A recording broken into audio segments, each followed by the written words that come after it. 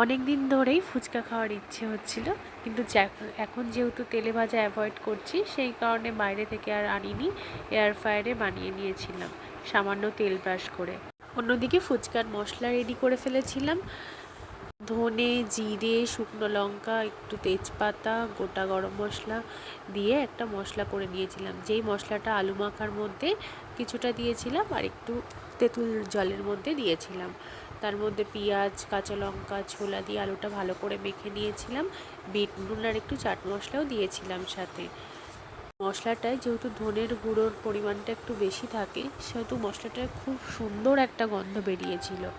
আর আমাদের এদিকে ফুচকাতে পেঁয়াজ দেয় বলে আমি দিয়েছিলাম। আলুটা ভালো করে মাখা হয়ে গেলে ফুচকার মধ্যে ভরে আগে ওকে দিয়ে দিলাম, তারপর মাকে দিয়ে দিলাম ছোলা আর ঝুরি ভাজা দিয়ে। মা যেহেতু আলু খাবে না, শেষে যে চুরমুরগুলো হয়েছিল আমি একটুখানি আলু আর ছোলা নিয়ে সেটা মাখিয়ে খেয়ে নিলাম।